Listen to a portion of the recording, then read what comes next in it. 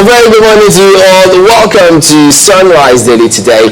I'm Chamberlain. So good morning and welcome to the show. It's a lovely Thursday morning. I'm Ayo Makinde. Yeah, you'll get to see my voice soon. But yesterday we'll take you through the dailies. And you know what they say sometimes in marketing. We'll give you two for the price of one. And for the first time in a while, right? Yes. So who knows? You never can tell. It's 2021, so things change and you never can tell. Is it because we inaugurated the US president and the vice president yesterday? No, this is... just so happens. We just like to do our own thing, our own way. So, sometimes you need to localize these things.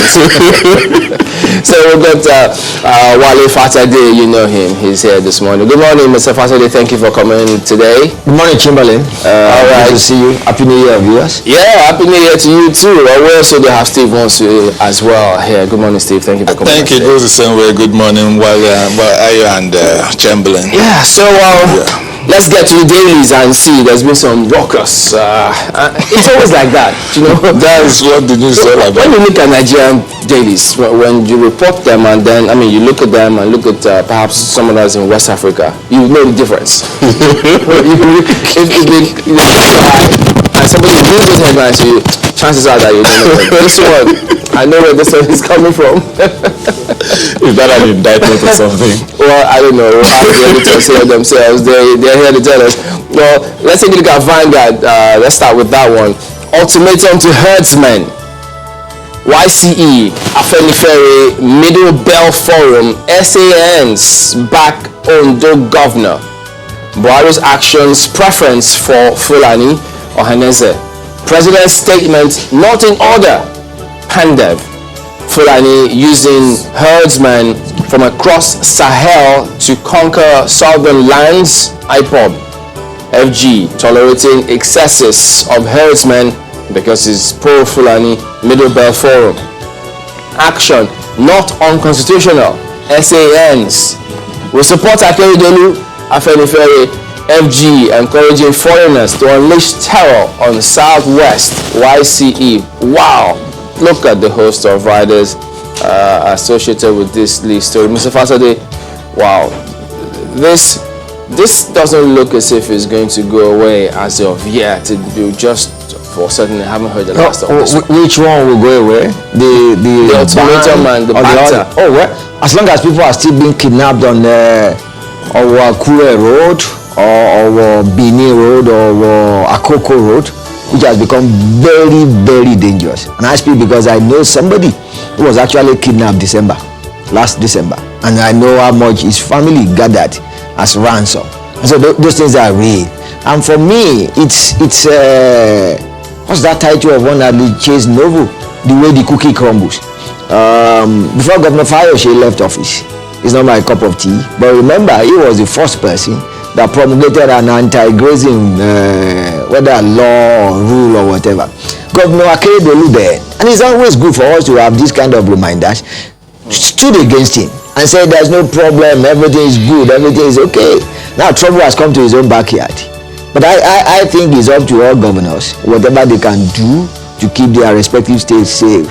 And I'm sure we know that kind of problem is erupting in Oyo State as well, the Okeogun area. And so those things are real.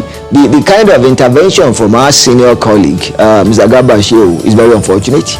And I hope that at the moment of reflection, he will look back and ask himself why exactly he issued such a statement.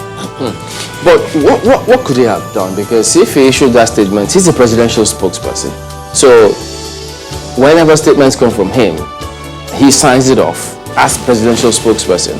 Isn't that taken as, look, this is coming from the president? The problem about this issue is this issue of both spoken and unspoken words. There's the body language, there's what we've come to take this issue of herdsmen and kidnappings and all that as like these are our own criminals. Let's protect them. Is against this other people's criminals. The truth is that people are getting. He said he knew somebody. My secondary school classmate was kidnapped like 2 weeks ago, and he was killed. That's the Agbola guy. He was killed from his farm, for goodness sake. So you are telling us go to farm, you can't get to farm and farm, somebody will pick you up and said then you want to discuss with the local leadership of the Fulani there. they don't really know this guy. They just protect them because they are Fulani. These Fulani that are kidnapping have no cattle they are herding. They are just there hiding behind the genuine. Let's get rid of these people and say they are free to. When was the last time any person of your relation went into a forest and took over and said, start without any discussion with the natives and you just hold your own? When Fayose did that, he mentioned Fayose. Yes, incidentally I was in Ekiti government house the day he summoned the Fulani community over this issue and he said, this is what we are not going to say don't do this, but please, can you take responsibility for these guys that do this? If you don't mind me butting in, Mr. Osu, one of the issues, and I think I'll take this with Mr. Fatade, one of the things, each time these issues had come up in the past, you have heard people say, even governments at various levels say, let's not stigmatize criminality. Let's call it what it is. Let's not stigmatize, per religion or per ethnicity. Perhaps that's the angle that some other people who are, criticizing what the governor of Ondo State has said. Perhaps that's where they're coming from. What's your take on that? If I got your question correctly, the order was actually, and that speaks again, and I'm glad that Steve is here, that the kind of our reportage as journalists sometimes could be problematic. The order from the Ondo State government was that leave the forest reserves, not leave Ondo State. The two are different. And there's a newspaper based in Abuja, you've been reviewing them, I'm sure we are going to review it today, I won't mention the name, that seems to be on a war path with the kind of terrible reporting, not terrific now, terrible and appalling reportage of this kind of inflammatory reports. The man said, leave forest reserve. For goodness sake, what are forest reserve? Even you as a farmer, whether you are from Ondo State or you are from Kebbi State or you are from Anambra State, you are not supposed to farm in forest reserve. And that was what the governor said, and I don't see anything strange in that. That's one. Number two, those reserves have been proven to be the hideout, to be the place where these kidnappers, now whether they are Fulani or they are Yoruba or they are Ibibio or they are Kanuri kidnappers, the problem is that they are kidnappers and they have been linked with everything. So what do? Fine, remove the name you have put there, but just say all herdsmen leave the forest reserve, and that's so clear. Well, there'll be more of that as we progress. And then look at APC warns against hijack of membership registration validation. That's some political one. But this one to make it rounds. SIM linkage. Don't block anybody from networks till February 9. Ascribed to Buhari. So now it looks as if even the February 9 date, people are saying, whoa, we're not sure we can meet up with this date. What do we do about this February 9? So it looks as if February 9 it is. And they may not go beyond it. I'm happy the way they kind of put small pressure on us on this registration issue. I'm only sad that it's coming at a time that we are battling with this second wave of the corona pandemic stuff and all that. But my brother, this thing has been on since 2014, when, and we just keep going on till there's that push, we won't get it. But the truth is that when we've gotten here now, can we just go slow about it and not make it like if you don't. I, for instance, I've had my numbers, everything started since 2018. I've been following up, I've used it for something, but each time I try to link up, they say, man, it doesn't exist. Oh dear. Did you bot? And that's a lot of headache people are having. They say the details don't. Meanwhile, I use the PIN and everything for several other transactions, but he said it doesn't exist. So I have to go to NIM. There are a lot of hiccups. I think we can just extend it a little bit. While we've made enough noise, we've made enough trouble with it. Can we just go slow on it and solve this issue of blocking lines? Let's see if we have made some progress. All right, look at the back page as well. Golden League gets hit by coronavirus. Ihanacho in RB Leipzig transfer link, so you can check that out. And that will be Vanguard today. The Nigerian Tribune this morning is looking at the same story as its lead. Fireworks over Ondo quit notice to herders. Akeredolu has constitutional right to issue quick notice, that's according to Gani Adams. So the government cautions FG against defending criminals. Stand with Akeredolu, Afenifere charges Southwest governors. Illegal occupancy amounts to criminal trespass. Scribe to Ogonye telling herdsmen, fish out bad eggs among Fulani instead of quick notice. Northern Elders Forum tells Akeredolu. The story is on pages 5 and 10 of the Nigerian Tribune this morning. So many other issues you would find on the front page, including, of course, that picture story you find right there. Biden era begins. Shows Joe Biden being sworn in as the 46th president of the United States with his family's 127-year-old Bible held by his wife. Safatade. I told my son yesterday night as we watched that I think the next time I see my mother, I should ask for our father, my grandfather's Bible. He died in 2016 and he was over 100. So we should have something close to that too. But I think it's instructive. As the man said, the new president, democracy finally prevailed. And I think all of us worldwide must applaud that. The other side is that America is too important to be left for Americans alone. And the American politics must be watched by all of us. It's something that affects us all. And so the address was reconciliatory, was trying to bridge all the gaps, and let's see how it goes. And I particularly love the kind of executive orders that he signed after assuming office, and that's important. That you could see that he was actually persuading the Congress, or the Senate rather, to hold confirmation hearings for his cabinet. He didn't wait for 5 months, he didn't wait for 6 months. The cabinet members have been picked right even before the inauguration. And I think we should learn from We know where that's coming from. No, you don't know. I'm just saying we should learn from I that. think I do. I won't mention names, like you said. I'll leave it like that. All right, I think Mark also has a paper or two right now. Mark, Yes, indeed. I'd like us to quickly look at this one from Nigerian News Direct. It's away from everything else we've been looking at before now. FEC approves 65 years retirement age for teachers. This is according to the minister. Secures $500 million to educate adolescent girls. Now, I don't know if people want to work longer or shorter. But what do you make of this major headline in front of News Direct? Do you think teachers will be happy with that particular story?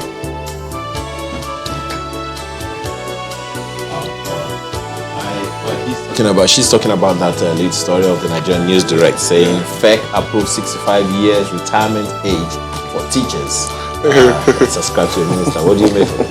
Well, I think, and as a son of teachers, whose parents both did 35 years, I was trying to imagine. I couldn't remember whether my mother was 60 before she clocked 35 years in service. No, she was not yet 60.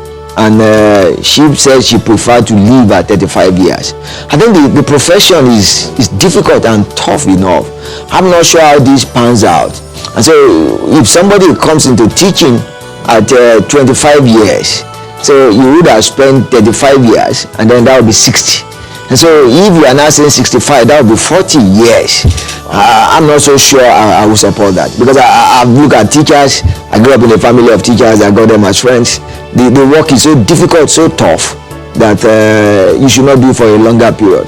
And then the other side again is you might be looking at is, what about those who are younger, who are seeking employment? How do you do them? How do you do that? Well, fine, we might be arguing about the professors, academics. Their own stuff have been extended to 70. But teaching and researching are different from when you speak with kindergarten or you speak with teenagers for 35 years and you want to do that for 65 years? No, I don't see how that works. I'm not a teacher's my parents were not teachers. I'm a beneficiary. I was coming from the angle where it was going to, which is that we were all taught by 70-year-olds, people, profs and all that. And you see some of those people very strong. But it talks to the issue of welfare of teachers and generally, because sometimes even some teachers are scared to even retire, because when you're in service, there's nothing coming, not much. Your salaries are being owed, and then you're leaving salary to uncertainty. So they might as well want to stay a little longer and hang on and say, at least for, because after service you don't know what you're heading in for. But I think at 60, from what is, we just swore in a 71-year-old man, 78. So I mean, what 65 wouldn't make wouldn't, most of them anyway, go beyond that age, because of all these funny things we play with age in Nigeria. So you see, most of them are already above that age anyway. But there is the issue of how do we create space for the younger ones coming up. Yeah. But how many of those younger ones are even looking at teaching now? We have to actually restructure the thing generally and then make teaching very attractive. We used to talk about places like Singapore and also where you graduate and your best are retained in the system to teach.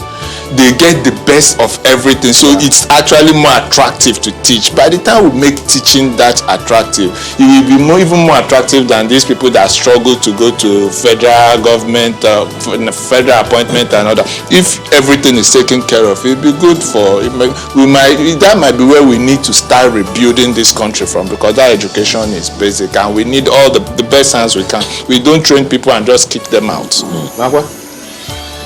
Look at this one from News Director. I'd like Mr. Nwosu to intervene first. Ohaneze Indigbo disagrees with IPOB, says nothing can separate Igbo nation from Nigeria. What do you make of the stance that Ohaneze is making very categorical, it would seem, to IPOB? There's always that delicate balance between Ohaneze and IPOB for me. On so many of these issues, I stand with Ohaneze because of the more global, more holistic view of issues. You can't just come in and we have gone too far to start actually splitting up this country. And like I said, the Igbos benefit the most from this country being the way it is. Yes, they are not getting the best treatment in the setup, but then you can't just say anybody that has, I mean, we are here now, we are all Lagos. I probably don't have any investment in my place. I probably have everything here, Lagos and Abuja. We're talking of, we have mixed so much. We have gone beyond this, everybody to your tent, oh Israel. We have to find a way to make this country work, and then it will benefit all of us. This idea of going into your enclave, yes, I think it's just bargaining chips people are just putting on the table. But Ohaneze is saying what resonates with most enlightened Igbo persons, and that is why, yes, we see the point the IPOB is making, a lot of point, because I mean, you can't push somebody to the wall and not expect him to do anything. But then I still have never believed that the solution is splitting up this country. I don't. So COVID-19 is also still making the headlines. You have this one: Osun declares curfew, sets new guidelines amid second wave. They also have the Biden story. Biden sworn in as 46th U.S. president, promises to bring unity and on civil war. Wow. Well, let's leave it there for Nigerian News Direct. Well, take a look at Daily Trust. Ripples over Akere Dolu's quick notice to Herdsmen. Directive provocative. Northern Elders Forum. Afeni Ferry, others. Okay, governor's order. Presidency not aware of a predicament. Ondo governor. Ondo farmers. Military Allah backed state government. So look, it's still here. And then, I mean, all the other stories you touched on it previously. But Mr. Fatade, you know, the context about this, having heard from, you know, the presidential spokesperson, what do you suggest can be the way forward now about some of this, the way this is turning out?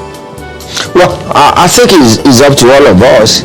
And incidentally, there is a way that tied down with my colleague's comment about the Ohaneze IPOB stuff.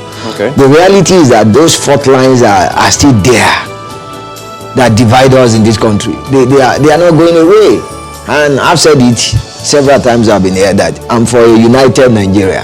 I support one Nigeria. But I think I must grant those who do not see that unity that I see.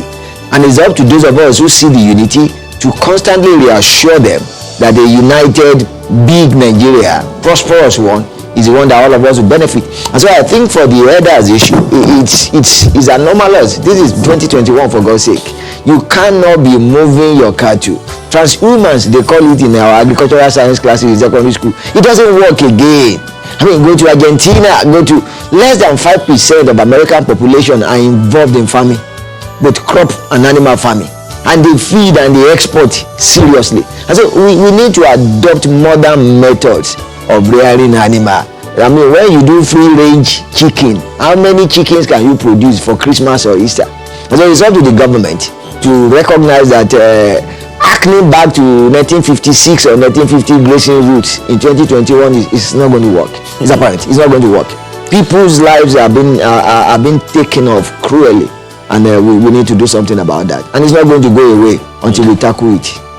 All right. The Guardian newspaper is pretty much interested in the things that we've talked about earlier. I will be president for all, says Biden, pledges to unite country. Trump promises to be back in some form in farewell speech. Nigerian Americans, Owolewa Agbaje emerge. U.S. lawmakers. Buhari congratulates Biden, seeks partnership against terrorism. The story continues on page 2. Of course, you have the Ondo story as well. But this one it interests me, Mr. Osu. Booking system malfunctions as crowds return for NIN enrollments. Our story is on page 3. If you check it further on the inside pages, the Guardian quotes a tweet that says that the booking system gave him an appointment for March 5. Meanwhile, the program, the deadline is February 9. So Can we blame him now? so it's what we're saying about this issue. This program is being handled by the very ICT, the very head of the ministry that is in charge of everything about ICT, and not the agency under it. And then you're going through all these hiccups, and all somebody sees is that this is the deadline. He doesn't want to go beyond that. He doesn't want to go beyond that deadline. You book things and they tell you get there is that they want you to come and show up, rub shoulder, exchange spittle with people, and then at the end of it, you go home with corona and then part with 12,000 something. Well, even the errors that they have made in their own system for you to correct. I have a kid who has been traveling with a male gender of the name that she has. For what reason? Right there, I wrote her name down, and they sat at the passport office in front of me, made the mistake. I said, this is wrong, go inside and correct it. But they went inside, said, okay, okay, we'll correct it. For more than 8 years, we have traveled with it. I've renewed that passport twice, paid for that thing, that error keeps coming back. Errors made by them. You go each time and pay for their own errors, and then they still make the same mistake and bring it back to you again. We have a system that is so, I don't know how to put it, that you just have people who are just this fixated. All they want is to grab that money. Somebody was complaining to me, did a COVID test, it was not positive, it was inconclusive. Now we have inconclusive COVID test. And then they said he will have to redo it again and then pay again for the same. I mean, somebody takes your sample, goes inside his reagents and something, makes a mistake, and he comes back and tells you it's wrong, that you have to pay another one for him to go and try to correct the error. He hasn't given you an authentic test. So these are some of the issues. You have a system, you say you have technology, but you are reluctant to use the technology you have, and then it's faulty. Make some corrections. You just have it like everything is cast in stone. Meanwhile, we are talking about where you just tweak a little thing and things are corrected, but then all you want to do is that this is the deadline, we are going with this, and nothing changes. We'll explore that a little further. Inconclusive COVID test. Wow. Just hang on. We'll be back. Welcome back. Well, who knows? Eventually, we'll have to get the NCDC to talk to us about this inconclusive, test, because some can't wrap their heads around this. We thought it was pure science, but it's either here or there. But it seems it's neither here nor there. I guess things happen. Mark, you've got the next one. Yeah, let's look at New Telegraph now. They have a few interesting stories which we haven't seen on any other paper. But the lead headline has this one: quick notice to herders, divide northern elders. So that is also there on the front page. NEF to Akeredolu, your order provocative, unhelpful, Afenifere says Buhari's government represents only Fulani interests. So that is the lead headline on the front page. But look at these other stories that they have there. Traffic law, and this is to you guys in Lagos. Yes, I'm smiling, even though sometimes we feel the effect here in Abuja. Traffic law, owners weep as Lagos auctions 88 vehicles. Page 6 has details for anyone who cares to pick up a copy of New Telegraph. What do you make of traffic of the, well, I don't know if there's a new traffic law, but it would seem that in recent times the law has gotten a bit stiffer and the penalties are quite steep. And you see this one there, owners weeping as Lagos auctions 88 vehicles. What are your thoughts on this story this morning, gentlemen? Well, I can't but just laugh at the dig you threw at us. Did you abandon us in Lagos? But I think if you have ever been a victim of people driving against traffic or violating traffic rules, the law seems draconian, but I subscribe to them. There are days I leave home very early, 5:30. And you have assumed that this is a dual carriageway, you are going on your own, it's misty, and you just see somebody suddenly coming at you directly opposite, not on his own lane. And it's so painful that you are trying to do the right thing, and you see people in that vehicle, whether a commercial vehicle or a private vehicle, they'll be asking you to move away, even though you are the one doing the right thing. And I've had moments when I'm traveling with my children, and they'll be asking me that, how come we are being punished, as it were, for doing the right thing? And so I sympathize with the owner, but my sympathy will be short-lived, especially if he was the one driving his vehicle. I think we need something like that. The painful thing for me is that in Lagos, we seem to have regressed down to the level we were pre-LASMA days. How we are going to come back to normalcy, I don't know. So I think we need such serious law. And the laws have been open. You can contest it in court if you are not satisfied, if you think you have been arrested illegally. Of course, there is the excess of LASMA, we know that, or traffic wardens, police traffic warden. But by and large, most of these people that have been arrested, they are getting their just deserve. That's where I stand. What do you think about it? I'm with the Lagos State government 100% on this. Wow. Because most of us are real victims of terrorism on the Lagos highways. He just says something, you're driving and somebody just comes at you, and then they say, "Okay, move one side," as if you're like, how do I say, you suddenly become the villain in a place where you are clearly the victim. And then the problem of the LASMA people, my fear is that they pick you up, whatever offense they say you have committed is what you have committed. There is nothing, they bring out their funny camera, oftentimes you don't even have chance, and there's no room for you to say, this is wrong, this is not what happened, or what happened is your word against theirs, and oftentimes the system goes with them. But I see it every day in my part of town, supposedly civilized people, and then you see somebody stops you at traffic light, you don't stop, you just zoom past, and you see somebody is driving a Range, is driving a Land Rover, is driving all kinds of heavy tires, and people are scared to call them to order. It's something that we need to do. If by the time we sell 2, 3, 4 cars like that, and on 2, 3, so people will kind of sit up. But the thing about that is this, because first of all, I'd like to hear from the authorities to hear why they think that selling people's cars will solve the problem. But in addition to that, I've actually seen, I think their name, I can't remember the full thing now, they're supposed to be the anti-one-way driving group in Lagos. Yeah. They were applying one way themselves. There's a thing. I've seen that. I saw the vehicle. And then I've seen security agencies, they applied one way themselves. So can they extend this law to all of them? Is it that some people are exempted from this same law? No, there's a claim. You see, each time I always, is a quarrel I always have with, a discussion I always have with my wife. She said she's driving on the traffic and suddenly somebody just ons one siren and then takes one way. So she just, I said, no, it could be an ambulance. Police can always tell you we are on an emergency. There are exemptions to those things, although it's always more in the breach, abuse all the time. But the truth is that there is a police, there is a law there's a way But we see them and allows them to do it. we see the cases that there are no such emergency. They just, of course, oftentimes too, when you look inside that vehicle, it's probably the driver or security. Even the big man that's supposed to be in that emergency is not even there. They just make that noise and cause all the crisis on the road. But we need to start from somewhere. That's my own. It's just the same thing we do with the my anger is with the yellow buses and all that. Is your anger also with those who use sirens indiscriminately? Because you remember there was a law against that.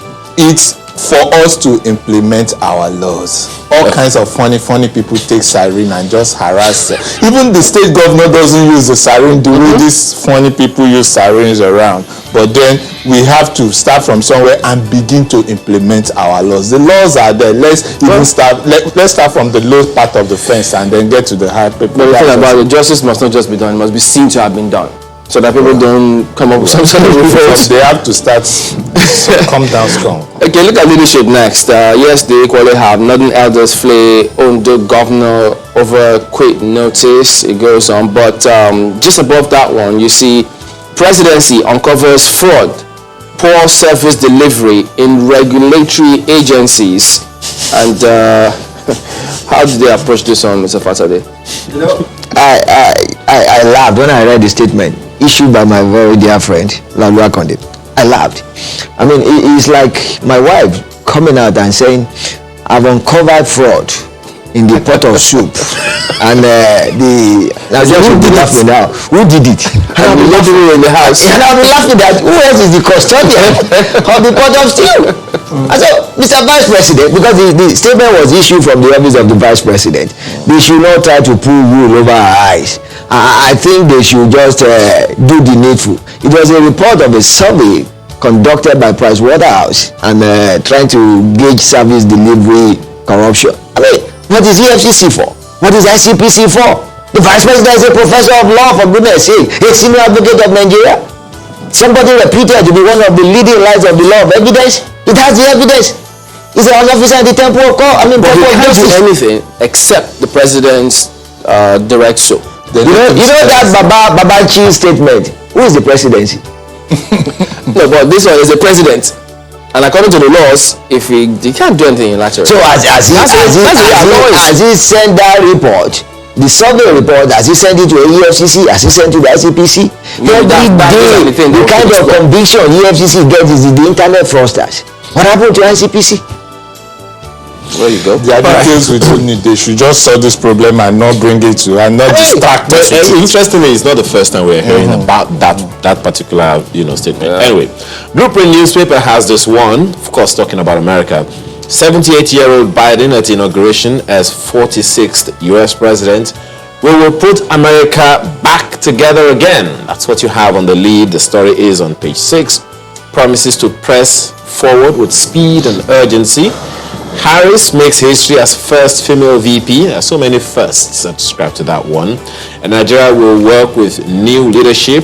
That is ascribed to our president, Buhari. And a number of other stories that we have touched on. Northern Elders to Akeredolu. Your quit notice, provocative. And one of the headlines, gentlemen, I think I'll go with you, Mr. Nwosu. One of the headlines we've previously says that this notice by the governor of Ondo State has, put the Northern Elders and the Southern Elders at variance. My brother, crime is crime. This problem can be solved. It's no big problem. Once we decide not to ethnicize crime. When it came, there was a time the issue of kidnapping in Lagos was happening, and even a spokesperson of one of the leading lights, the Igbo leaders, said Igbos in Lagos were the ones behind kidnapping in Lagos and all that. Everybody took up and say, I know I've experienced kidnapping 2 occasions personally, and none of those people was Igbo. But the truth is that it doesn't remove the fact that Igbos are kidnapping too. But so everybody can be into crime.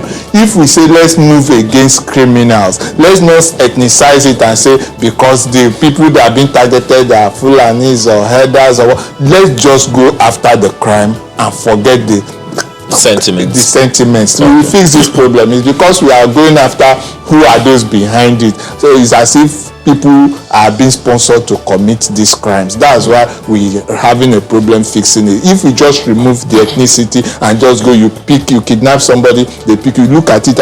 We are talking of it, learn from America. Some people stormed the Capitol, and then at the end of it, both Republicans and Democrats, everybody closed and said this cannot be done, not in our country. And everybody went, even those that voted who killed behind Trump on this matter are facing fire by now. So it's not about, let's go after what the issue is. Let's go after the substance and leave the distractions of religion, ethnicity. We will solve this problem if we want to. That's just the truth. All right, take a look at Daily Independent next, Mr. Fatade. Although Dare's presidency insists herdsmen must quit forest, but we've talked about that already. But look at this one at the bottom strip. I think that's what we'd like to get your response on. Kwara APC crisis. Lai Mohammed faction threatens to work against party.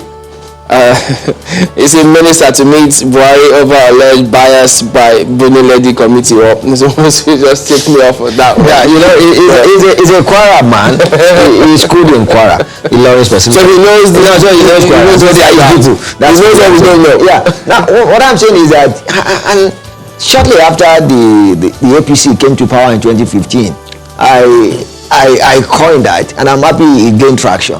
That APC is a special purpose vehicle, and it was meant to win power, and it has secure power. It must be to your turns, O Israel. The APC is an amalgam of several inchoate groups. That's why it's happening. And Mr. Lai Mohammed is doing the typical Abuja politician. They will run to Abuja to go and complain. If you are really popular, is it from Umuara or what's his town again? If you are really popular in your town or in your village, in your homestead, go and face the battle. And I'm sure you remember just last week, the governor accused Mr. Mohammed of being an Abuja-based politician that he cannot do anything. It's just a contestation for power in the party. But as it sees, no party in Nigeria today, political party, is political party in essence. It's just a name or cognomen alone. So what we are seeing, and it's replicated in other parties, it's not peculiar to APC. What we are just witnessing is the association of people that wanted power, they got power, and sadly, they are not together, and so it's not going to happen. Well, give us what insight do you have now on this matter? As an insider, it's just that we laugh each time I call them at the home front. They say Utuka, and that means that they at a point they agreed to kick somebody out, and they're taking the power. They do not have a problem of what to do, how to use the power, and it's still the same complaint that is going around. The governor is not letting some people have a look in. Some senators are queuing up behind the governor, and somebody say he had delivered so exceedingly well, and all that. It's just about for the control of the state who calls the shots. They have lost their godfather. They don't want the new emerging godfathers, and there's a contestation for the control of the soul of the party. Basically, it's nothing. And I'm so pained that the same way they lost in certain states, Adamawa, even Sokoto self to some extent, Zamfara, they will just lose the Kwara again. That's just it. And I want to even catch a glimpse of what Saraki is doing now, just watching them and build and destroy themselves again. It's still the same thing. It's just trying to change slave masters, that's all. Well, there you go. That's a look at some of the dailies here this morning. I want to thank Mr. Steve Nwosu, publisher of the Nigerian Express, as well as Mr. Wale Fatade, commissioning editor of the Conversation Africa. Gentlemen, thank you both for coming on today. Thank you for having me. All right, then we'll have the next segment coming up. Mark, over to you.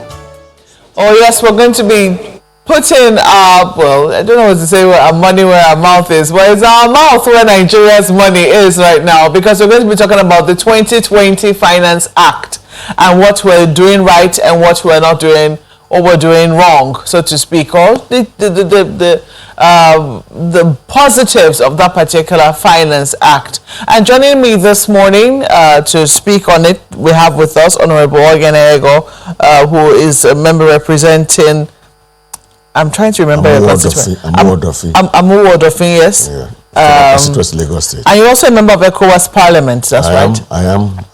You're welcome to Sunrise Study this morning. Thank you. It's very easy to get carried away with the papers, you know, the interesting things on the front pages. We're talking about the papers.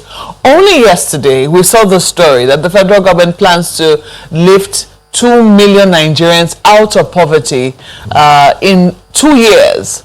And, you know, people were saying, how is that going to happen? We also saw, as we related to that story, that they were going to start the payment of 5,000 naira to vulnerable Nigerians.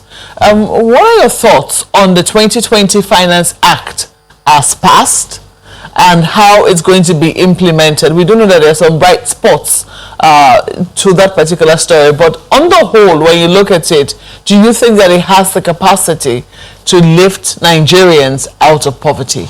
Adapt. As a member of the National Assembly, I'm part of government. So whatever government does, of course, we can say we are part of it. But sometimes you may not have the ability to change some of the things that the executive arm of government is doing. Giving 5,000 naira to Nigerians, well, it shows an intention of government that they are interested in their welfare, but it's meaningless. It's meaningless.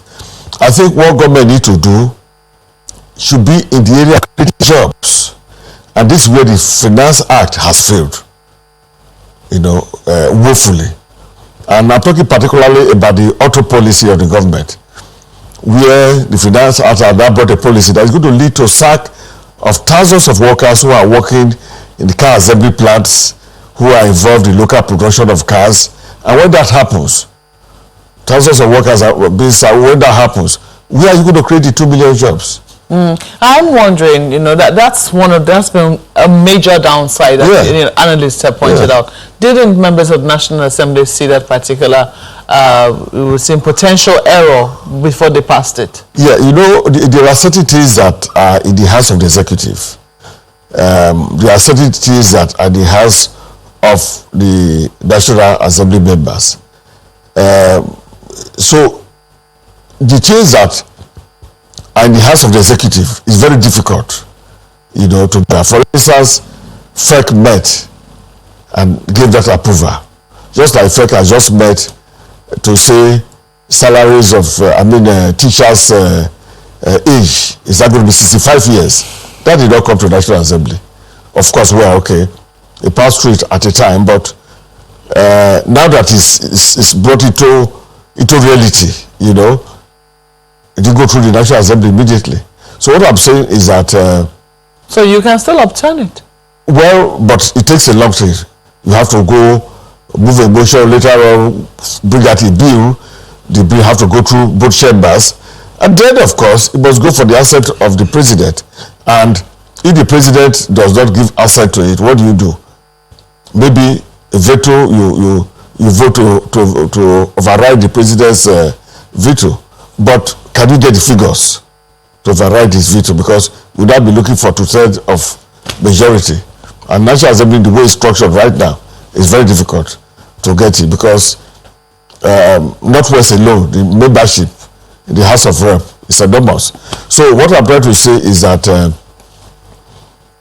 if you want to create jobs, then you must support local industries. If you want to create jobs, there must be no policy somersault. Because what is happening now is that about 7 years ago or 8 years ago, government decided that they need to employ more Nigerians. And they looked at the entire economy, where is the easiest way to do it? You know, and also to create technology to uplift the country. They looked at the auto industry. And the government brought out an auto industry. This policy is supposed to encourage vehicle manufacturers to manufacture cars locally, start with assembly and manufacturing to some extent. And in order for the vehicles to be able to sell, because of popularity of Nigeria, first of all, electricity, you have to generate your own electricity, your water, and a host of other things. So cost of manufacturing in Nigeria is more expensive than abroad. And you find out that countries abroad, because they are aggressive about exporting, they do dumping. They give a lot of incentives to their countries abroad to manufacture. So as a result, by the time the vehicles arrive in Nigeria, they're cheaper than made in Nigeria. So government decided to increase the tariff on imported vehicles to 35%. So that imported vehicles will be more expensive than manufactured vehicles generally in Nigeria. And the what magic? 44 companies indicated interest in manufacturing cars in Nigeria. Some are foreign companies who have come here before, some are on ground. And they actually actualize it. You can see Nord is manufacturing vehicles now in Ogun State. Innocent is manufacturing vehicles in the Enugu and Inewi. You have Kokaris manufacturing Ford vehicles in Lagos. You have Peugeot. Recently, some foreigners invested $150 million. If you calculate that, that runs to over 50 billion naira into Peugeot automobile manufacturing in Kaduna. And in Kano, the assembly vehicles. Now, all these plants are going to close up. With thousands of workers they have employed will be laid off. Why? Because government have now removed the incentive for them to manufacture locally. And the incentive was 35% duty on imported vehicles, which made locally manufactured vehicle much more cheaper. So as a result, the plants were making money and they were improving gradually. And now that this has been removed, what happens? The plants will close down, and guess what? Over 364 billion naira was borrowed by these vehicle plants, which they plow into the local manufacturing. So, as a result, when they close up, they will not be able to pay their loan, and if they are not able to pay their loan, the banks are in trouble.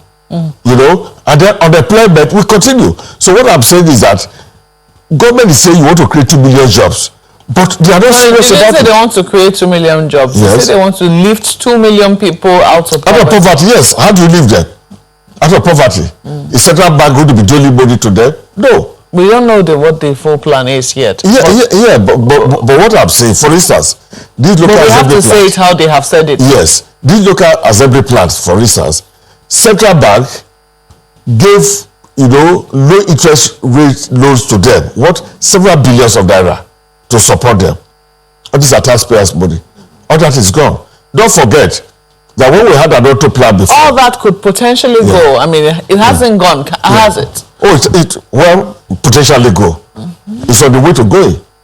Because the vehicle manufacturing plants are complaining. And some people are writing that, Nigerians are rejoicing that duty have been reduced on imported vehicles. Imported vehicles will now be cheaper. To hell, imported vehicles only employ people abroad. They don't give employment to our people. They don't help Nigerian economy. Whereas manufactured vehicles help us. The banks are happy, giving loan, insurance companies are happy, providing insurance. People locally, people are employed. Their raw materials are sourced locally. These are what can create jobs. These are what can create jobs. So if you want to leave 2 million people out, you must think about what can create jobs. Let me tell you one simple point. Both of us come from an agri division. You remember there was Volkswagen that... I was just about to remind you that there's Volks. I mean, the famous Volks. Yeah, that was manufacturing there. Yes. But what set it up, they were doing well. And it's the same thing that happened. Volkswagen, Peugeot, Mercedes, and Marco, Sia, Ekano, all of them, Sia was in the Bauchi, they were manufacturing. There was one in Ibadan, they were doing well. Suddenly, government reduced the duty on imported vehicles and increased tariffs on locally manufactured. All of them went under, and then a company like Volkswagen in 1984 decided to go to China. Today, the Chinese gave them enough incentive. They are manufacturing cars and exporting from China. I'm wondering, I mean, government, I don't think the government will just wake up and say they want to kill the local auto industry. What sort of thinking informs that sort of policy? Yeah, for what we read when FEC approved the 35% duty removal, they said because of COVID, things are expensive. If they lift the 35% duty on the imported vehicles, that it will make vehicles cheaper for people to buy.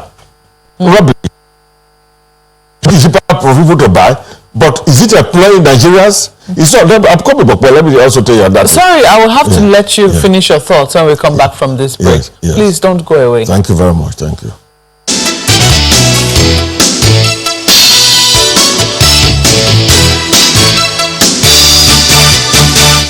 Honorable Oyene Ego, member of ECOWAS Parliament, former member House Committee on Local Content, is still with us in our Abuja studios.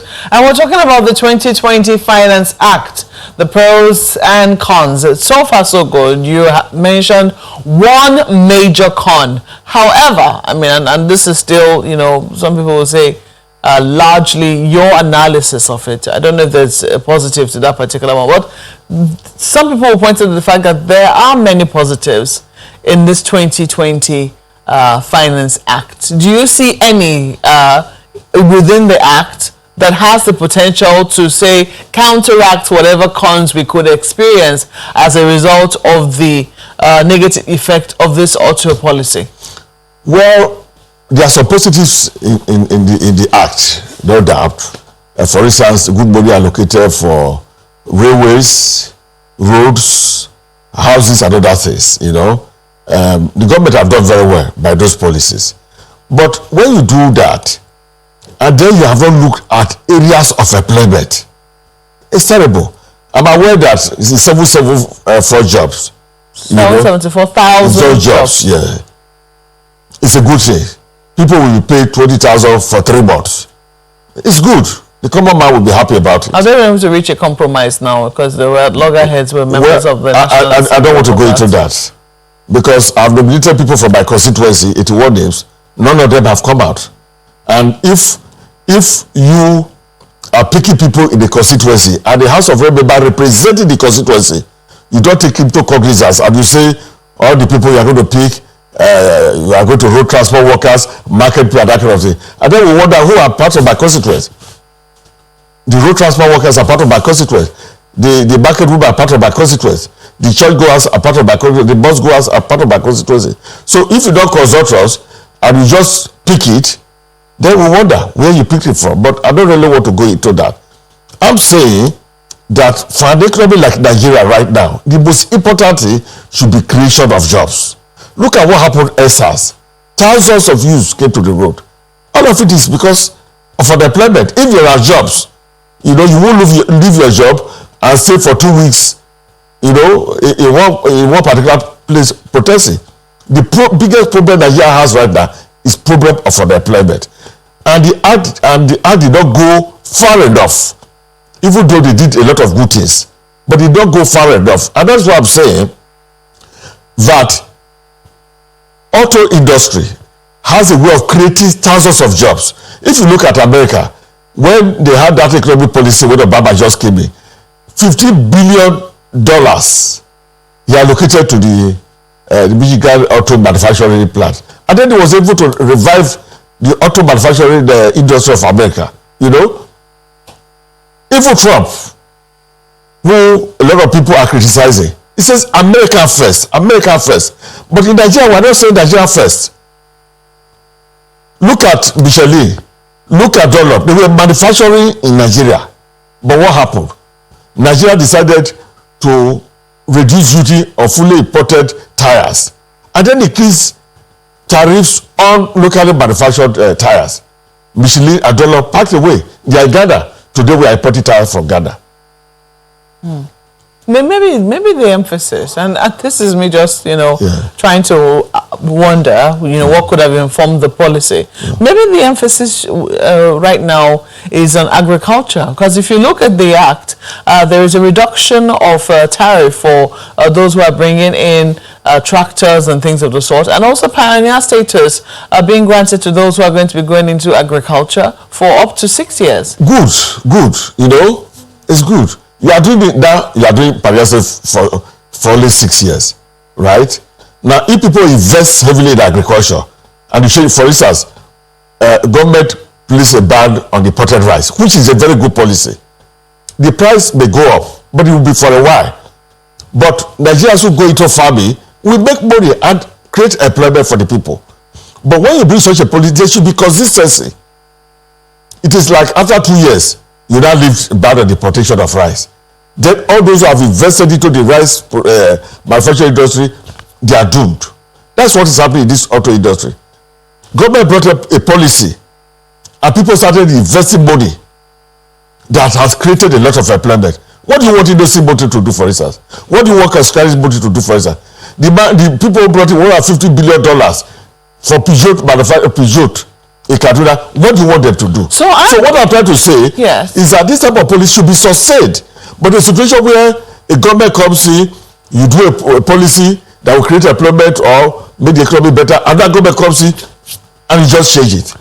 Yes, it is important that members of the National Assembly complain, but some people will say that your powers are more than that of complaining, like every other Nigerian. You have the powers to do something about it. Yes, they are on recess right now. The National Assembly is on recess. Yeah. Is it one of the things that you intend to look at? I have a motion on it already. I have a motion on it already. You think a motion will be far-reaching enough? Well, yeah, because if you say you want to amend it, it's going to take a long time.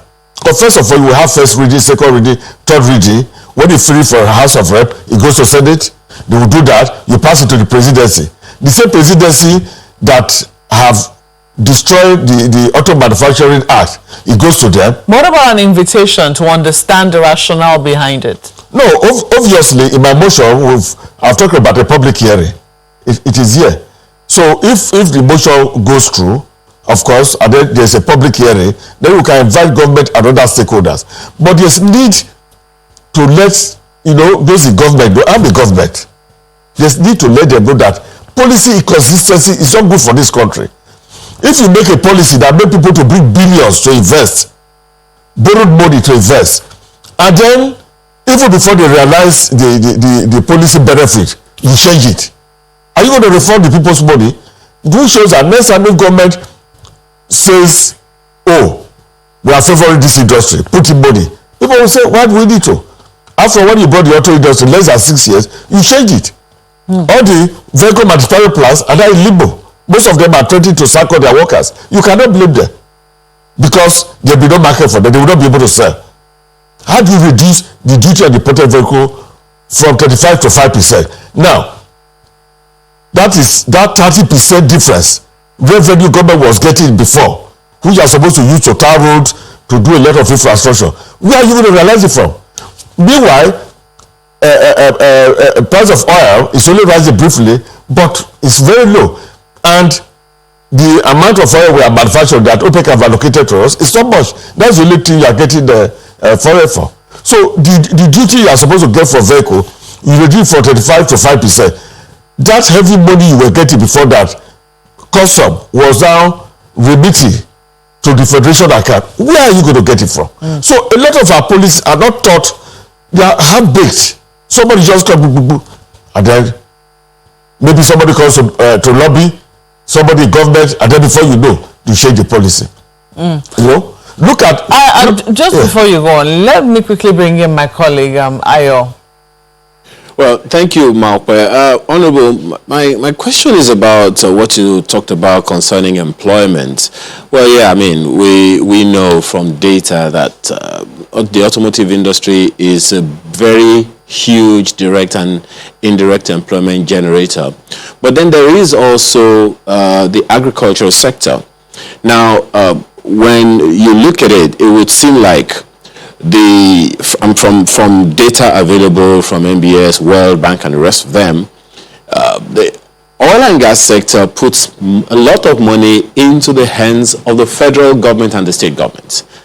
But the agricultural sector puts money directly into the hands of the people because according to the World Bank, the biggest employer of labor in Nigeria is agriculture. As an honorable member of the House, who has constituents that you represent. At the point of passing these laws, isn't there a thing that you could have done to say, okay, the number of people in my constituency that need employment would benefit more from policies or laws in the budget or whatever that will give them direct jobs, like in agriculture, services, as opposed to, and the rest of them, as opposed to the oil and gas, which we always pay so much attention to? Yes, okay. Please go ahead. Is it okay? Yeah, of course, I agree with you entirely. You know, I'm one of those who supported the agricultural policy of the government. That's why I talked about the ban on the importation of rice. You know, a lot of people say, oh, the price of rice is up. But we supported it because we enable more people to go into it. But it should not be only rice. We should go the whole gamut of agricultural manufacturing. You know, we need to encourage people. That's why in recent times I've been talking more of fish production.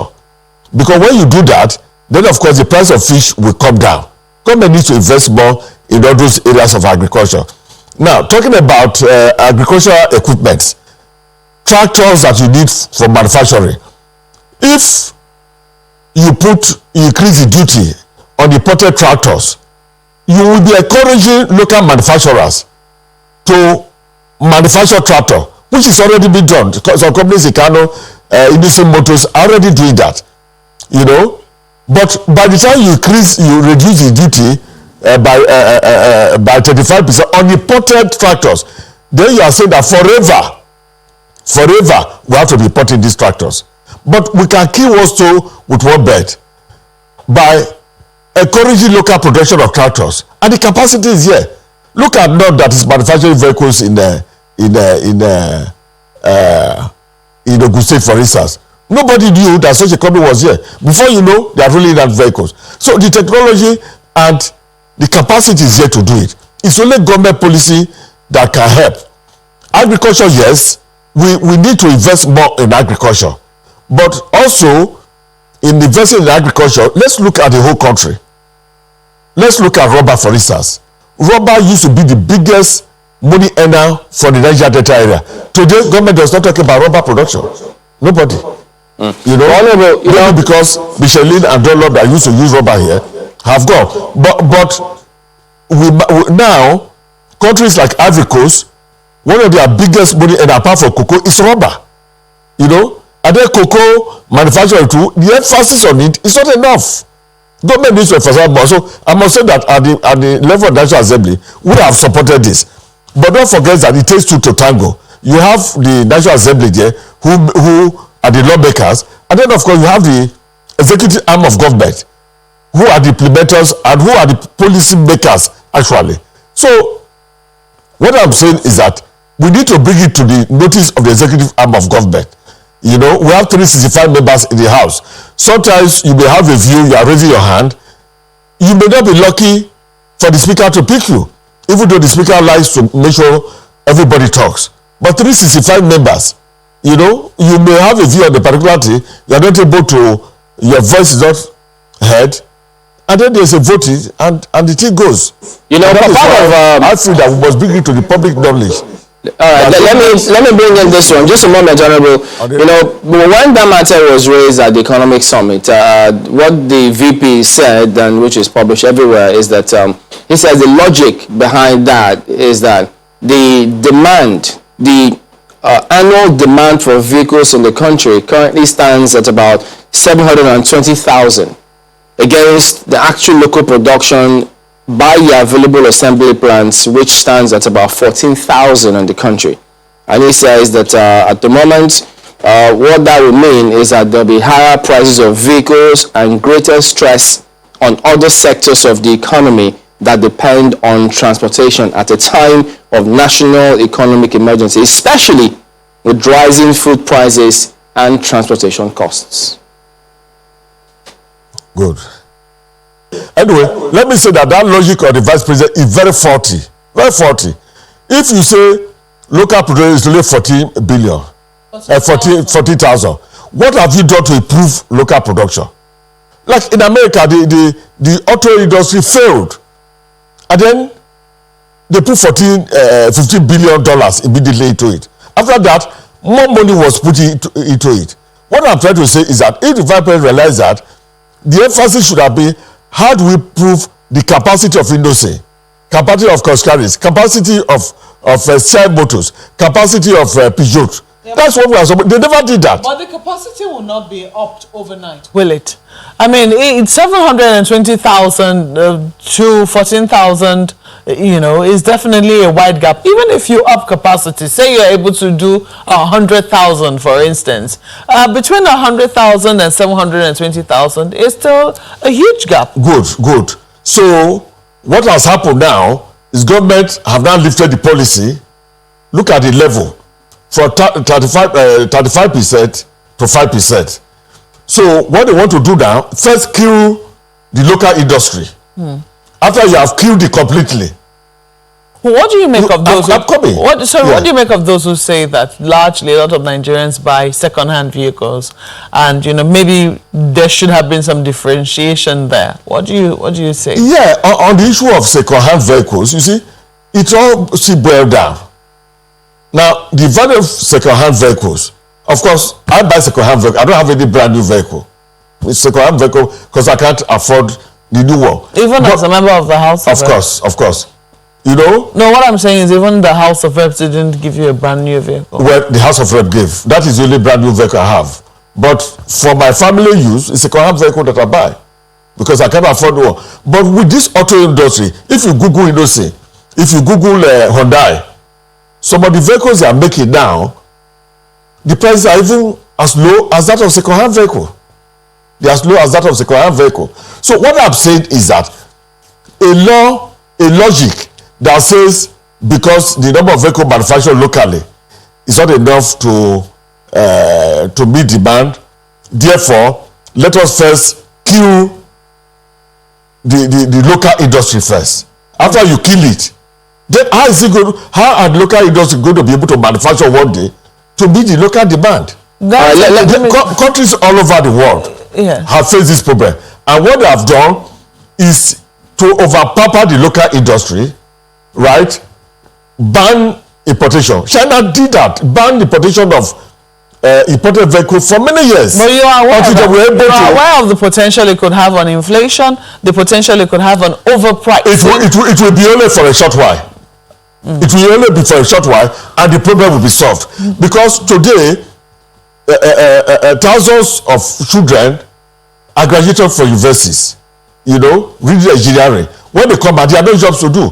And then what excuse you give them? You tell them that, look, we cannot manufacture because we are not manufacturing enough. All right, let me jump in and put this across. Let's kill the local industry first. And you know, in addition to what he said, in fact, let me quote part of the statement as well. He says, quote, "We are not giving up on the auto industry.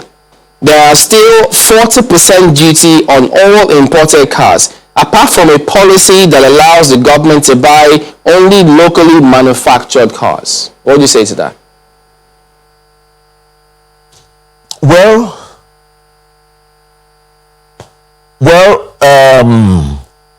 that aspect of the 40% duty on imported cars, I'm not getting it well, but all I know is that the duty on imported cars have been reduced by 30%, right? If government says we are not giving up on local industry, you are only saying it with mouth. The vice president is only saying it with mouth. There's no action following it. Look, in the 8th Assembly, there was a committee where we looked at the auto industry, and we went around the country. You'll be amazed the amount of money invested. And the people will tell you that if government sticks to their policy of buying only made in Nigeria vehicles, they can double their production. You know, so when you say good enough, I praise the president. President Buhari have said where you have alternative products that are manufactured in Nigeria, we must give preference to those ones first. But the policy is not working. No, what you say Government will also include you, of course, members of the House. Yes, of course. But we understand that there was a protest by members of the House that they didn't want made in Nigeria vehicles. I'm not sure. I'm not sure of that. As far as I'm concerned, we, the House of Reps, should buy only made in Nigeria vehicles. You didn't buy made in Nigeria vehicles this last time, did you? Well, I'm not part of those who are in charge of procuring these vehicles. But what I'm trying to say is, go around everywhere. All the government parastatals, all the jeeps they are using, you won't see anybody using those jeep. All the government parastatals. That's not true. I'm coming. I've seen a few. No, all those parastatals that just bought vehicle. Go and find out. Are they using those jeep? Whose job is it to ensure that they are using, they're using locally made vehicles? Even though, as I said, I have seen a few. I mean, there are some arms of government where you see... Of course, like the police and the road... safety. But I'm talking about the higher level of it. What I'm saying... The higher level, that's... like the jeeps, for instance. The directors, the ministers... Of course. They should be made to buy this vehicle. In fact, government... The executive arm of government should also sit with the House of Rep and say, look, from now onwards, it should be only locally manufactured vehicles. It helps our children. All of us will have children in university. And when they come out, they don't have jobs. What have we done? And that is why we must encourage locally manufactured things. Before, we used to manufacture batteries in the country. Manufacture tires. We manufacture even wipers, car wipers. All this we don't have. All these are imported. So government must go the whole hog. That is what I'm saying. I'm not really out criticizing government, but I'm saying government policies are bad. In the past, I used to hear talks like, if government are consistent with their policy, this country will develop. Now I know it from this policy that we are saying now. How can you encourage people to invest billions into the auto industry, and then suddenly all you do, you say, the one that manufacture is not enough. Instead of you to sit with them and say, what can we do for you to be able to manufacture more? If you are manufacturing only 14, okay, let's jumpstart it. Okay, look at rice. The rice they are producing locally, it's not enough. But yet, they ban the importation of rice. You have heard Nigerians complain severally. Yeah, people will complain. Bitterly about the price of rice in the market. Yeah, I'm facing it too. But the end result is what matters. If assuming in the next 5 years, we are now able to produce enough rice in the country, that will help us. Rice is different from cattle. No. It's the same thing, because the ban on importation of rice is done for us to be able to produce locally, to create employment. The bottom limit is employment. That is it. When you are talking about the auto industry, it is also to create employment. Look at, you have hundreds of thousands of motorcycles being imported into this country every day. We are not manufacturing motorcycles. It's a shame. It's a shame. And when the policy comes that we're able to manufacture motorcycles, you say, they are not making enough. Then at the end of the day, the little foreign exchange we have, you keep sending it abroad to pay for foreign things. And that's why you see the dollar is 430 naira. The dollar has completely crashed. And we don't have enough. Considering how pained you are about this auto policy, what changes would you like to see? The policy, the changes I'd like to see is that everything about auto, motorcycle,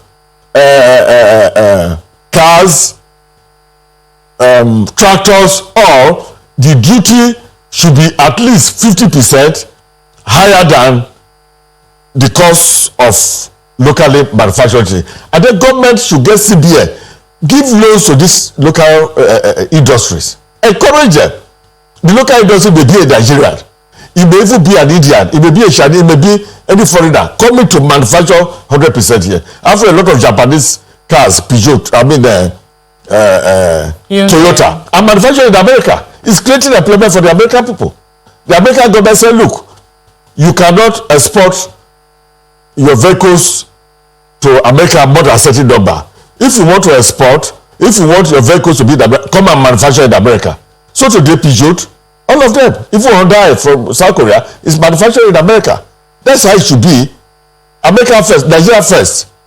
So what I'm saying, the change I would like to see is government to reverse back the policy, and government to encourage local manufacturing of batteries, of car tires. What is wrong if government goes to Michelin, Dunlop, Firestone, and the countries that manufacture tires? I say, please come back. We are sorry, we wronged you the first time. What do you want? Then give them incentive. Let them come back. Is it sensible for us to be importing tires from China, whereas China does not even have rubber. You know, we are getting China to report rubber from Nigeria. We have rubber from Nigeria, and then we report this latex. You know, all this is that they use for operation, everything. We are importing them from abroad, whereas they don't have rubber. Oh. So the result is that it's like lights out for Nigeria. The economy will die at the rate we are going. In another 50 years, we'll be worse than where we were. In 1962, Nigeria and South Korea were the same level of manufacturing. Look at South Korea. Palm oil was taken from Malaysia, from Nigeria. The money Malaysia is making from export of Philippine palm oil is almost more than the money we are making from export of crude oil. Of crude oil. Well, it's a shame. All this we're taking from Nigeria. So what I'm saying is that for this country to make progress, for us to be able to create employment for the youth. Look, all of our first are satellite everywhere in my constituency. People are unemployed. There are no jobs. But government can bring up policies that can create jobs for these people. And it is sad. How can one sustain the people calling you every day, please help us, we need money for rent, we need money for school, I mean, it's a shame. Honorable, we have to end it here. It was supposed to be a larger conversation on the finance bill for 2020, Finance Act now of 2020, but it ended up being more for employment, because employment generation is the most important thing. And auto policy, the auto policy of government, and you sound very pained by what you're saying in that particular what was passed. Well, we have to thank you for sharing your thoughts very candidly. Honorable Onyene Ego is a member of ECOWAS Parliament and also former member House Committee on Local Content, and he's been speaking to us here in our Abuja studios. Thank you for coming on the program. Thank you. The conversation continues about now, but we take a break at the moment. Please stay with us.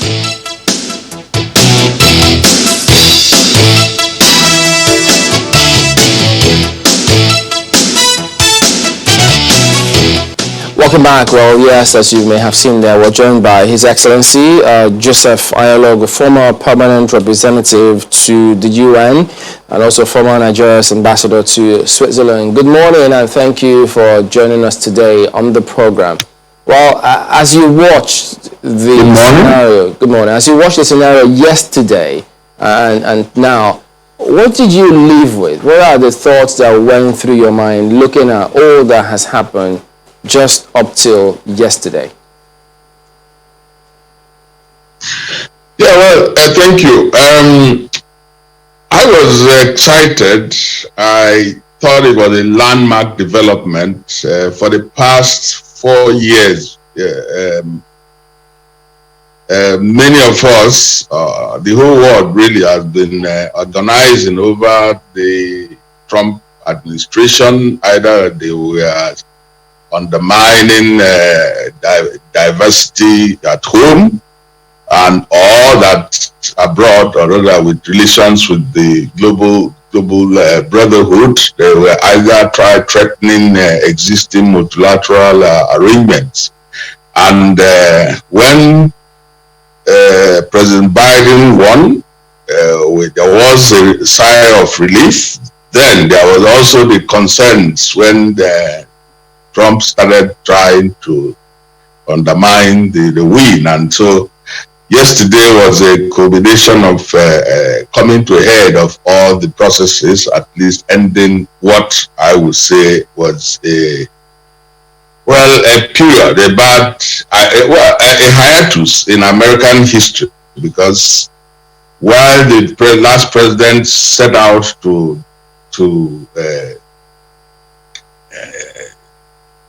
raise the level of America, to put America a bit higher than every other country, but he succeeded in almost diminishing America, the country. And the global system really wants to see an America that engages, not an America that divides and disengages. So it's quite a development. Do you think that his call for unity is going to have ripple effects beyond the shores of America? What do you see happening? Perhaps how does it affect us back here? Well, the call for unity, the call for internal unity is good, because it hopefully, if he applies all the processes, I know it's not easy for him. His country is already fractured, but with the genuineness he brings to the table, he might succeed. He should succeed in bringing peace and togetherness in his country. But what is important for us, for us watching from outside, is that the fact that America the call for unity actually extends beyond American shores. That is unity of the global brotherhood. That you find him, America will play its role in the WHO, in the WTO, in the Paris Accord, and all the multilateral structures that have been set up, instead of withdrawing from it or threatening this structure. So I expect that the call for unity will reverberate beyond the shores of the United States. That's the hope. Your Excellency, one of the things that has stood out for a good number of people about yesterday's inauguration was that he signed 17 executive orders at one sitting. Most of them reversing, as a good number of people would say, some policies of the previous administration. In the name of continuity or whatever else, whichever way one wants to look at it, how does that strike you, especially when we talk about unity and moving the nation forward? Well, let's talk. First of all, it's a sign that his administration is set to work, and they started working, as they say, you entered running immediately, signed what needed to be signed. But of course, from the point of continuity, well, personally, I don't see why you should continue something that seemed to be an aberration from the American value or the American system. You don't say you want to be the world power. You're actually a world power, and you disengage from the multilateral system. You scare away migrants. You move away from the Paris arrangement, away from the WHO, and so on. So it's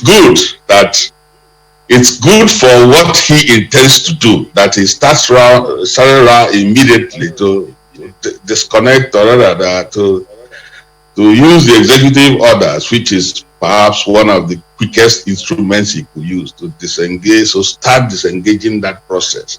He still has a lot of work to do in managing the arrangements in the parliament. You know, his party doesn't have a very, they're not safe with the numbers in the lower and upper houses, so he still has to work on that. But I think that what he did, or what he's done, is starting off working fast and then dismantling some of the Trumpian strategies. We'll come to some of those strategies in a bit, but if you look back 4 years ago, the incoming president at the time also did exactly the same thing. Reversing some of the policies of the previous government, and it would look like, is this some kind of a pattern, or is it something if you compare the two reversals of the previous government and this one, how do you situate both in terms of the national interests as opposed to the party, or whatever other sentiments that may have come into play? Well, if we say that there was a problem with the Trumpian, the era of Trump, then it makes logic sense that you begin to clean the stables of some of his laws and rules. That's one point. um, we would the taste of the pudding is in the eating. We will see how doing what is done will bring America back to the embrace of the world, because the world has been wondering now where is America going? Where is the United States going? What of the leadership role it's supposed to play? It's not playing it. Instead it's dividing the world. It's creating problems here and there. So I think that at the end of the day, if you compare both action when he came in and when the newer government has just come in, you see that the advantage will come when we see the results, and we know why the Biden has decided to quickly sweep off the Trumpian vestiges, and I think it's in the interest of the global system. Talking about the global system now, which of those policies, those executive orders, do you see expediting action either for Africa or for the globe, just as you put it, as quickly as when? Well, coming back to the WHO is a very important one, because it helps in the fight against the current pandemic. Every country is suffering. So it's because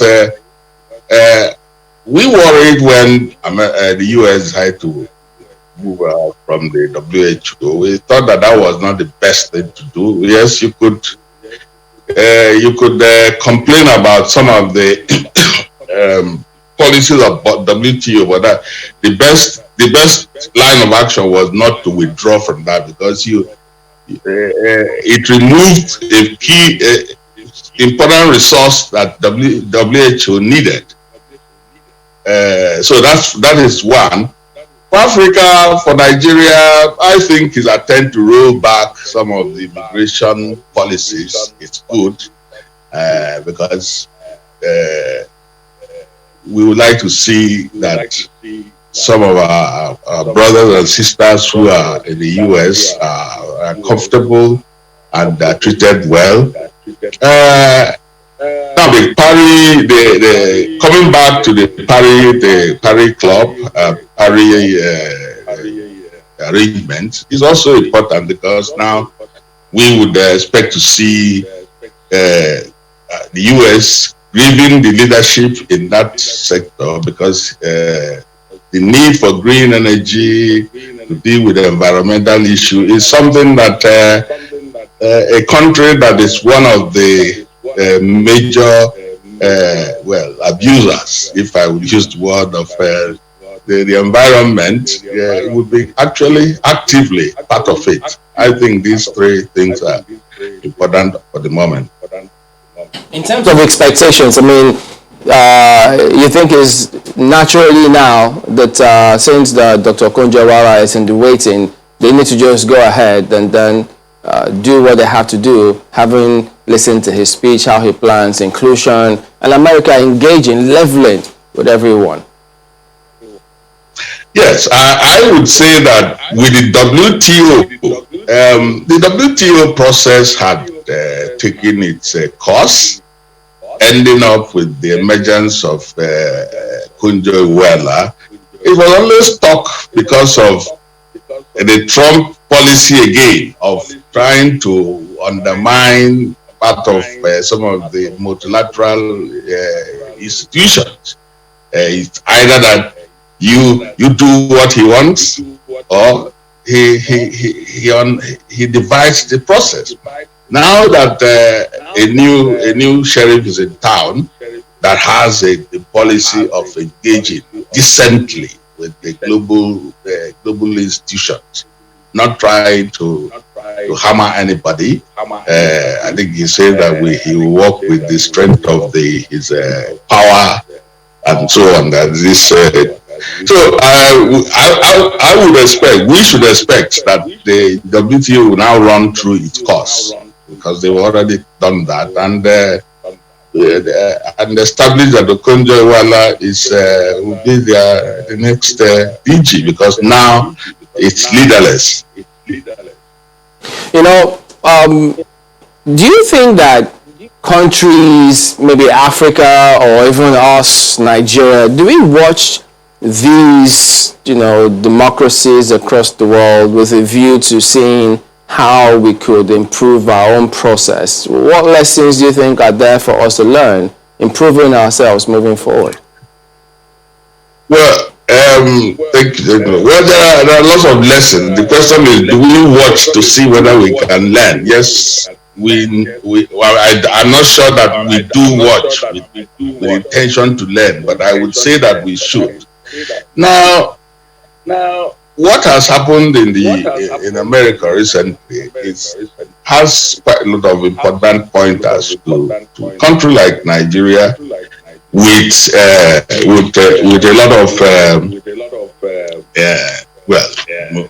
diversity, just like the US, and the new government is striving at inclusiveness, and you can see that happening. You can also see a situation where even the process of electioneering, in spite of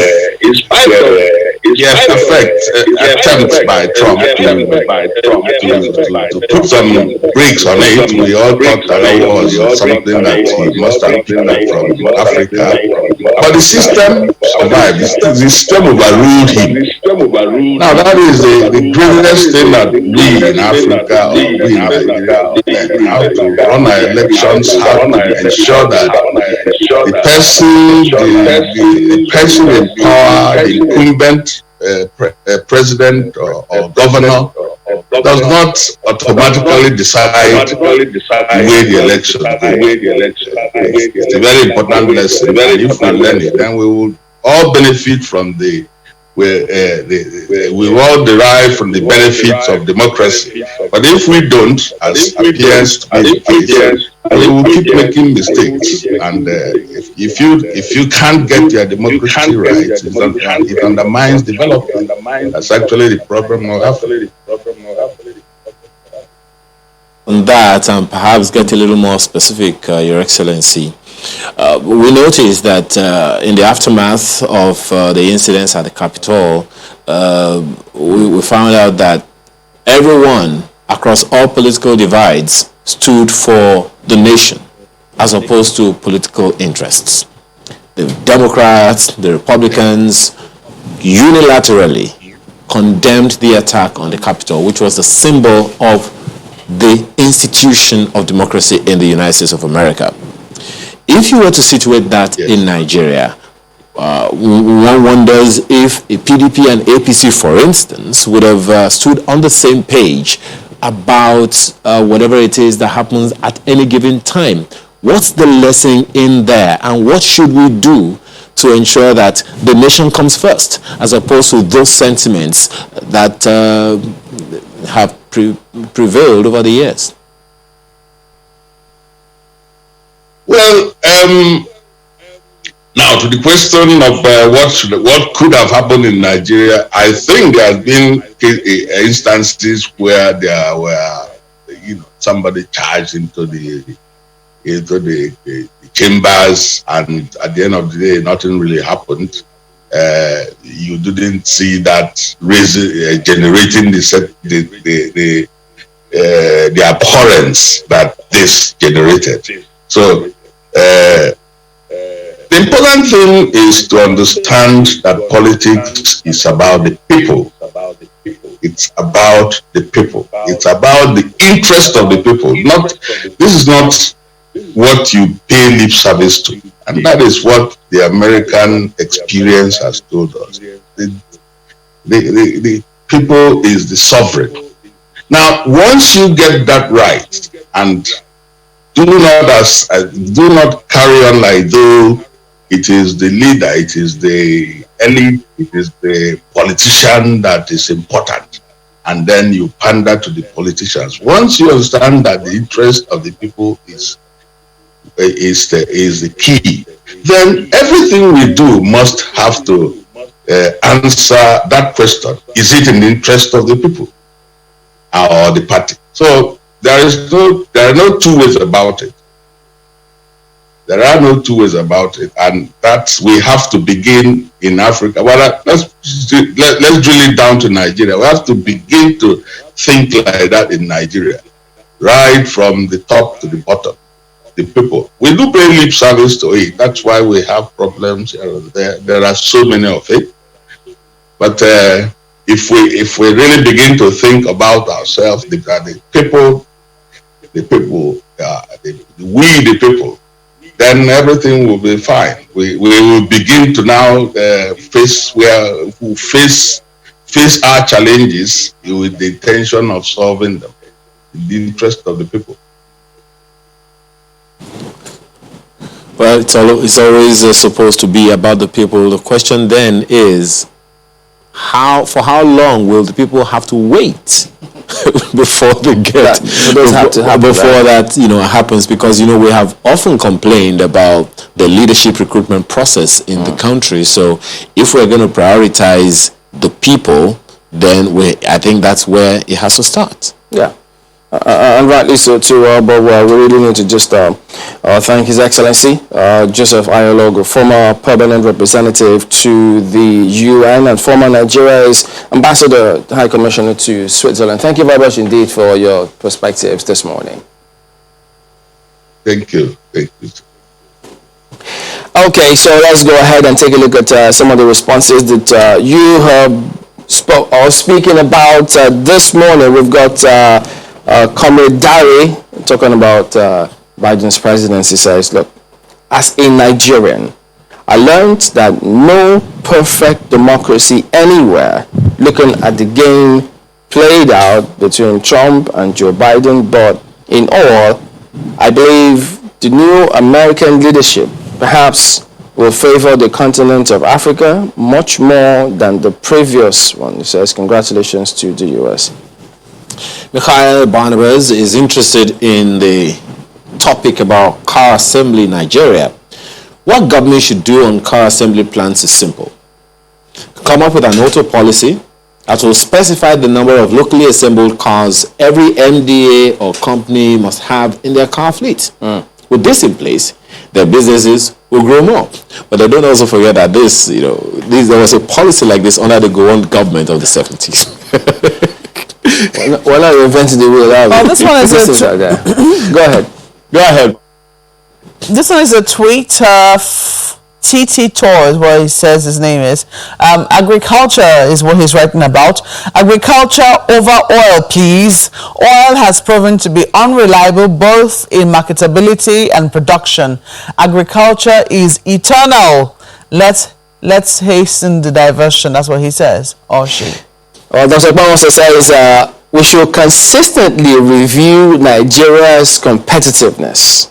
Our investment environment is still largely unattractive. We need consistency and clarity in implementation strategy. And that is sent this via email. Confusion upon confusion. After sending NIN to a network like 3 weeks ago, got this message last night. Dear subscriber, your NIN update wasn't successful. Whoa. Ensure you enter demographic details. Uh-oh. Did you sleep well last night with that kind of message? That definitely would have been heartbreaking. But looking at this one, there's an email from Ungaze, who's writing in from Asaba. Says, what's the rationale behind having mature civil servants from level 12 stay at home because of COVID-19, then allowing children go to school? She doesn't get it. Okay, Solomon Adodo sends this and says, I was shocked to find out that GCE registration enrollment PIN cannot be found in most commercial banks in Warri, Delta State. This is against the claim by WAEC that you can get registration PIN in banks. The irony of this is that you see business centers selling these pins at inflated prices. I sense a fraudulent operation with this GCE sales, which should be a concern to all parents and Nigerians at large. A few should not be allowed to milk Nigerians, and we in turn a blind eye against what's going on. It is either the bank officials are culpable or WIOC officials are, and they should be made to account for the ongoing ills if this is supposed to change. Well, we get the message right there. So, who knows? Well, we encourage people, when you see something, say something. Absolutely. It's one of the best ways to see how you could correct things after questions need to be asked. Well, there you go. Thank you very much indeed for your perspectives. We'll see you again tomorrow. I'm Chamberlain Uso. I'm Ayo Makinde. Good morning and have a wonderful day. Do stay safe out there. Thank you so much for watching. I'm Maukwe Ogun Yusuf.